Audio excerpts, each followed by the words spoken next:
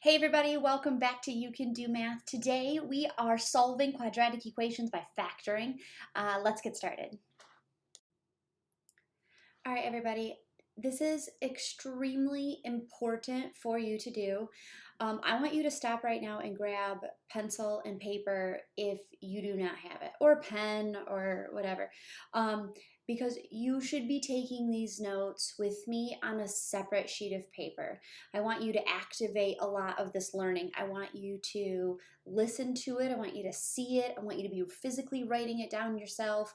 And that is just a great way for you to be learning. Now, also, when you turn in your homework for me, I need you to put down the work that we do in the notes. Everything that you see that I write down in the notes is showing your work. And so when you submit your homework for me this week, please make sure that you are showing the correct work in all of your steps. And that helps me. That helps me see your thinking. That way I know how to help you and give you feedback.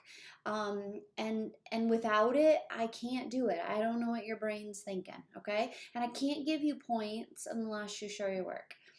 Okay, I had to get that off of my chest. All right, please make sure to do it. So we have 3 problems for today in solving quadratics. They're x squared, and the 3 problems we are going to solve by factoring. Okay, and I know we did that last week, and this one's just a little bit difficult because the leading coefficient is greater than 1 this time. And so what we've been using is the box method. All right, so please go ahead and write this down with me. So this is number 1. It is 3x squared plus 13x minus 10 equals 0. All right, so because the number in front of x squared is a 3, then that means, which is greater than 1, that means we have to multiply the first term times the last term, or a times c, is it's in standard form, and it does equal 0. All right, so negative 10 times 3 is a negative 30. I'm going to write it off to the side, and then I want you to start to think of all the factors that multiply to get the negative 30. So, I mean, you could say 10 and 3. One of them has to be negative, but please don't forget our goal is to pick the 2 that they add or subtract to give us this 13. All right, so does 10 and 3 work? If you add them, you do get 13, but careful with the signs. We have a negative 10. So that means one of these has to be negative, the 10 or the 3, and then it will not work. So we need to keep moving on. So 15 and 3, well, 15 and 3, 15 times 3 is 30. Oh, 2, silly me. 15 times 2 is 30. Sorry. All right, so 15 times 2 is 30, and will it give us 13? See, 3 on the brain. And it will, because if one of them is negative, that has to be because we have to have a negative 30. If we have 15 times negative 2, that's negative 30. And if we have 15 minus 2, that does give us a positive 13. So those are the 2 that we need to use. So then the next step is to draw our box. And remember, we're putting the first term in the first box. So 3x squared is the first term in our quadratic equation, and it is, because it's in standard form. And standard form has the x squared term is first, then the x term is second, and then our constant negative 10 is the third, and then it has to equal 0 in order for us to factor and solve. Okay, good. So first term goes in the first box, last term goes in the last box, and the 2 that we found, the 15x and the negative 2 and then x, go in the last 2 boxes. So now we're going to pull out our greatest common factor. So our greatest common factor, straight up and down on that first column, is I can divide both of those terms by a 3 and an x.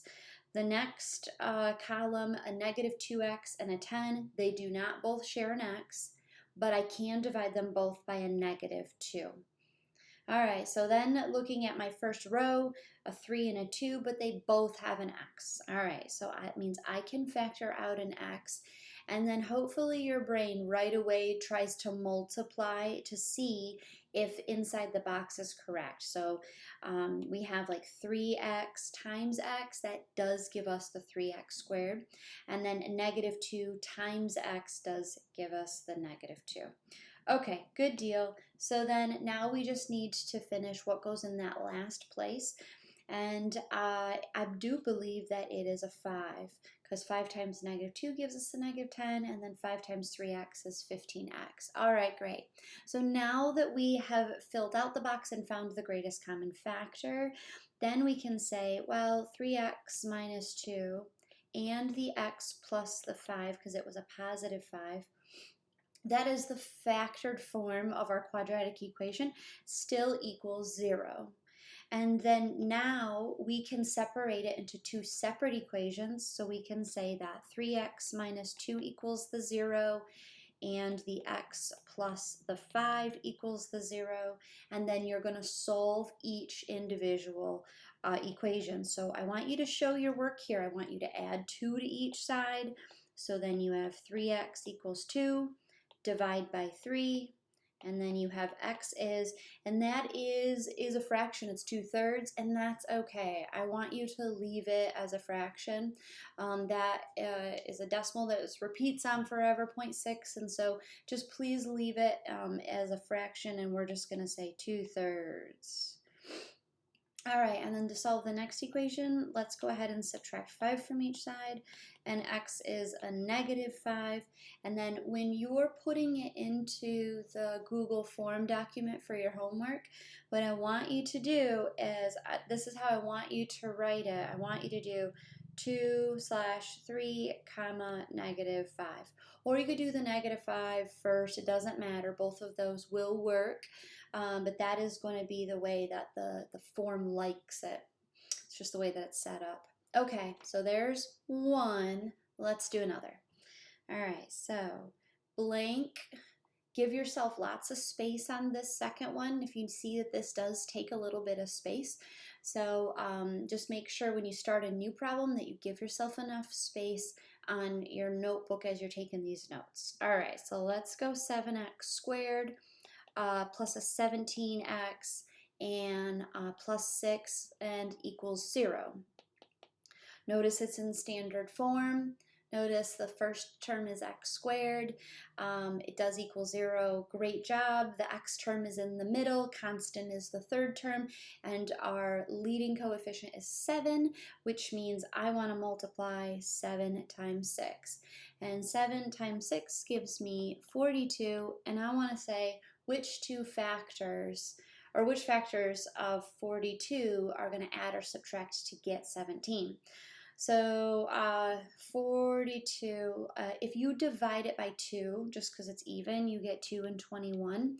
Then let's divide it by 3. So that would be 3 and 14. And I'm just going to stop. I just kind of started with 2 because I knew it was even, and then I tried 3 in my head.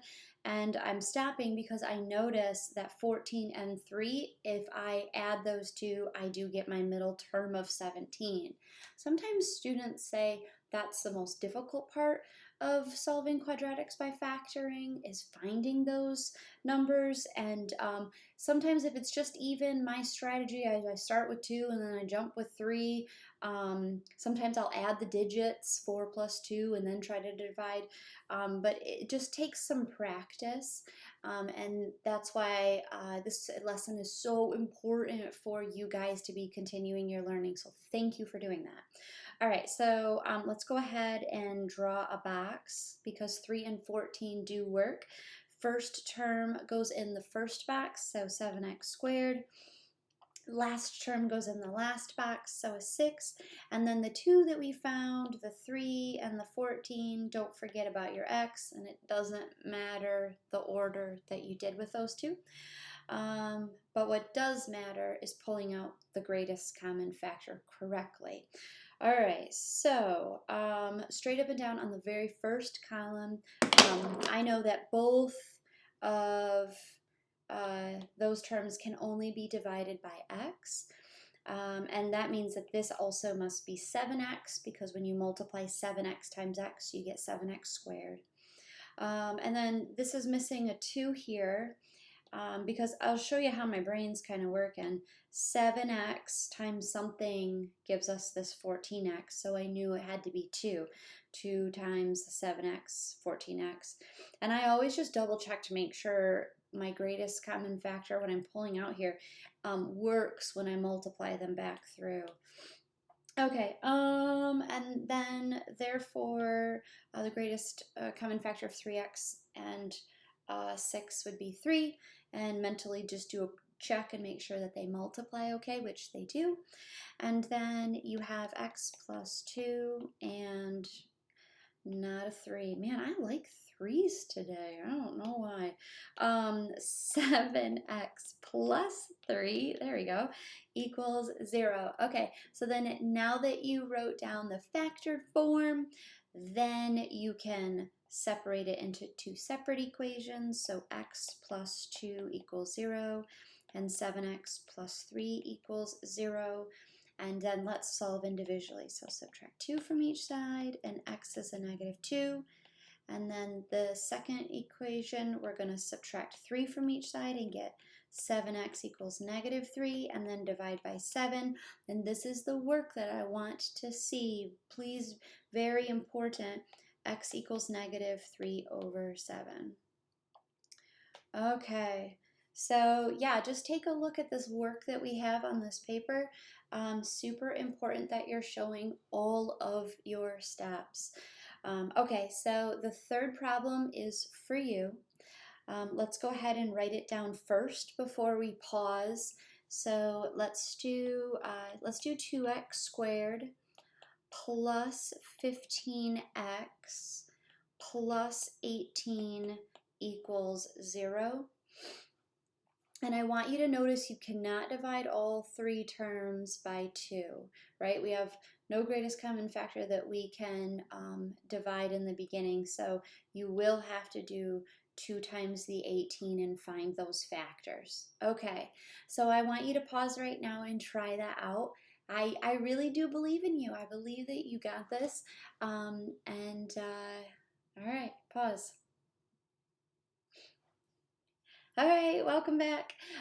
So 18 times 2 is 36, and I'm hoping that you chose 3 times 12. Did you? Yay, okay. So then let's go ahead and draw a box. And it's okay if you didn't, if you got stuck at that part, that's totally okay. It's just gonna take some practice. Please don't, I'm here for you, so email me if you get stuck on a few of them, you know. All right, so first term goes in the first box, last term goes in the last box, and then the 2 that we found, the 3x and the 12x, go in those 2 diagonal boxes. Now, maybe you put the 12x right here, and you put the 3x here. That's okay. You're totally fine. It's okay. All right, so let's pull out greatest common factor, as long as the greatest common factor is right. All right, so I chose, let's see, x here. I have 2x. That makes this a 6, and therefore this would be a 3. So x plus 6 and 2x plus 3, and that still equals 0, right? We just went from standard form to factored form, but it's an equation, and our goal is to solve for x. Okay, so then 2 separate equations, x plus 6 equals 0, and 2x plus 3 equals 0. And if we subtract 6 from each side of our equation, x is a negative 6. And then let's go ahead and subtract 3 from each side. So 2x equals a negative 3, and divide by 2. So x is negative 3 over 2. All right. Great work, everybody. So that's it for today.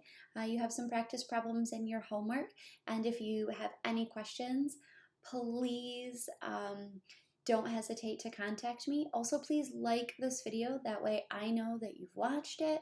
Subscribe to my channel if you haven't already. And that's it. I'll see you guys next time. Bye.